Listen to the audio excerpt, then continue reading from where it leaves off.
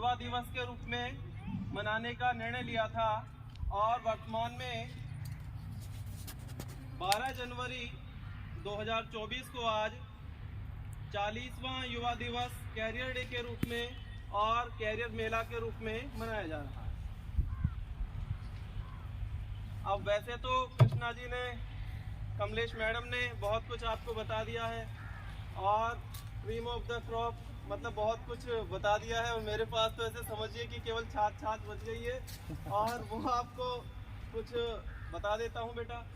तो देखिए, सबसे बड़ी बात तो ये है, किसी व्यक्ति का जन्म कब होता है, कब उसकी मृत्यु होती है, ये ज़्यादा मायने नहीं रखता। मायने ये रखता है कि उस व्यक्ति ने जितना भी उसका जीवन रहा, छोटा रहा, बड़ा रहा, कहाँ वह जन्मा, उसके मुकाबले जितना भी उसका जीवन रहा, उस जीवन में उसने क्या कार्य किए जिनसे हमें प्रेरणा मिलती है। कुछ ऐसे लोगों को आगे बढ़ने का अवसर मिलता है जो वास्तव में अगर वो प्रेरणा नहीं होती तो पिछड़ जाते। तो स्वामी विवेकानंद जी के जीवन से जो हमें प्रेरणा मिलती है, युवा लोगों को जो प्रेरणा मिलती है, बड़ों को, बूढ़ों को, सभी को जो प्रेरणा मिलती है, उन प्रेरणाओं को मैं कुछ पंक्तियों के माध्यम से, कुछ बिंदुओं के माध्यम से आपके समक्ष रखना चाहूँगा। तो सबसे बड़ी शिक्षा जो स्वामी विवेकानंद जी ने हमें दी है वो है शिक्षा क्या है। तो उन्होंने कहा है, शिक्षा किसी भी व्यक्ति के अंदर अंतर्निहित पूर्णता की अभिव्यक्ति ही शिक्षा कहलाती है। कहने का तात्पर्य ये है कि प्रत्येक व्यक्ति में कोई ना कोई स्किल, कोई ना कोई कौशल होता है, कोई ना कोई ऐसा गुण होता है जिसको विकसित करके वो अपने उज्जवल भविष्य का निर्माण कर सकता है और उसके माध्यम से एक सच्चरित्र और समर्थ व्यक्ति बन सकता है। जिस प्रकार कहा जाता है, जो तिल माही तेल है, जो चकमक में आग, जो तिल माही तेल है, जो चकमक में आग, तेरा साईं तुझ में है, जाग सके तो जाग, जाग सके तो जाग। कहने का तात्पर्य ये होता है कि जिस प्रकार से तिल के अंदर तेल छिपा होता है, जिस प्रकार से बारूद की चिंगारी चकमक में आग छिपी होती है, ठीक उसी प्रकार से कोई न कोई गुण, कोई न कोई कौशल आपके अंदर छिपा हुआ है जिसको विकसित करके आप अपने उज्जवल भविष्य का निर्माण कर सके हैं।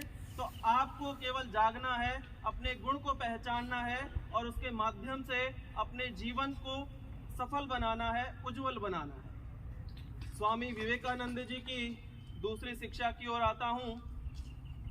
स्वामी विवेकानंद जी ने कहा था, आप कोई भी कार्य कर रहे हैं, आत्मविश्वास से लवरेज रहिए, कभी भी आप अपने आप को कमजोर मत समझिए। उन्होंने कहा भी था, you can't believe in God until you believe in yourself.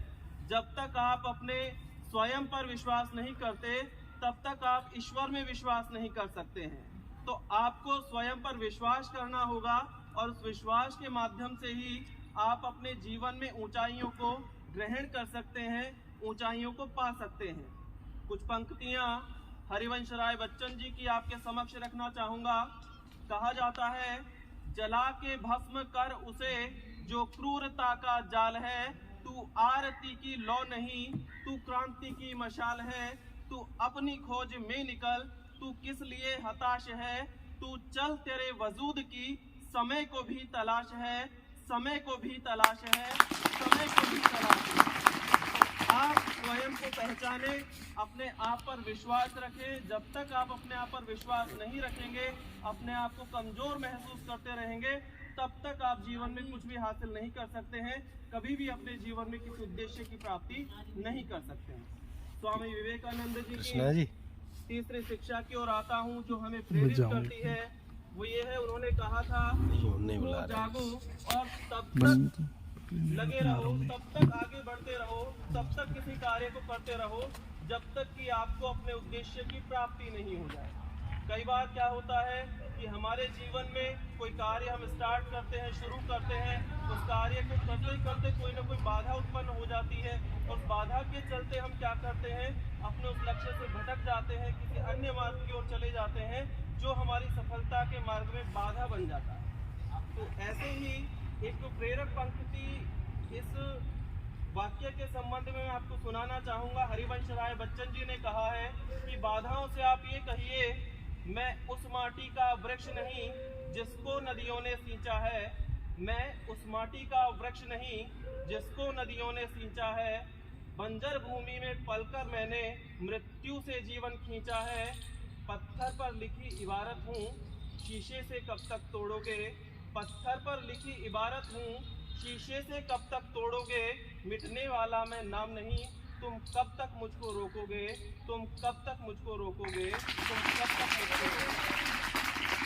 तो कहने का तात्पर्य ये है कि आप अपना जो कार्य स्टार्ट कर रहे हैं, शुरू कर रहे हैं, तो जब तक वह पूर्ण नहीं हो जाए, जब तक उसकी पूर्ण परिणति नहीं हो जाए, तब तक आप उस कार्य को नहीं छोड़ें, चाहे कितनी भी बाधाएं आपके मार्ग में क्यों न आए। स्वामी विवेकानंद जी की चौथी शिक्षा की ओर आता हूँ और अपना उद्बोधन समाप्त करता हूँ। स्वामी विवेकानंद जी से एक बार क्या होता है, कोई व्यक्ति आकर पूछता है कि विवेकानंद जी, स्वामी जी आप कैसे ऊर्जावान बने रहते हैं। तो स्वामी विवेकानंद जी ने कहा कि प्रतिदिन किसी न किसी कार्य में लगा रहता हूँ, कोई न कोई ऐसा कार्य करता रहता हूँ जिससे किसी व्यक्ति का भला होता है, अपने देश का नाम रोशन होता है, राष्ट्र की उन्नति का मार्ग प्रशस्त होता है। तो इन सभी चीज़ों की प्रेरणा मुझे मिलती रहती है और इन सभी चीज़ों को करते हुए मैं अपने आप को धन्य महसूस करता हूँ और मुझे लगता है कि यही मेरे ऊर्जावान रहने का राज होता है। इसके पक्ष में भी 4 पंक्तियाँ किसी कवि की सुनाता हूँ। पीर हो गई पर्वत सी ये हिम पिघलनी चाहिए। पीर हो गई पर्वत सी ये हिम पिघलनी चाहिए और इस हिमालय से कोई गंगा निकलनी चाहिए। मेरे सीने में ना सही तो तेरे सीने में सही, आग चाहे हो जहां, बस आग जलनी चाहिए, बस आग जलनी चाहिए। Very good. आग ऐसा नहीं है कि आपने माचिस की तिल्ली ली और कहीं पर आग लगा दी। ये आग है नित नया करने के जुनून की। ये आग है अपने गुरुजनों, अपने समाज, अपने देश को गौरवान्वित महसूस करवाने की। ये आग होनी चाहिए ऐसी जिससे कि आप असहायों की, पीड़ितों की सहायता कर सकें। और ये आग होनी चाहिए नित नया संघर्ष करने की, नित नया सीखने की और जीवन में हमेशा आगे बढ़ते रहने की। इन्हीं पंक्तियों के माध्यम से मैं अपने उद्बोधन को समाप्त करता हूँ। जय हिंद, जय भारत। जय हिंद। धन्यवाद, धन्यवाद, धन्यवाद।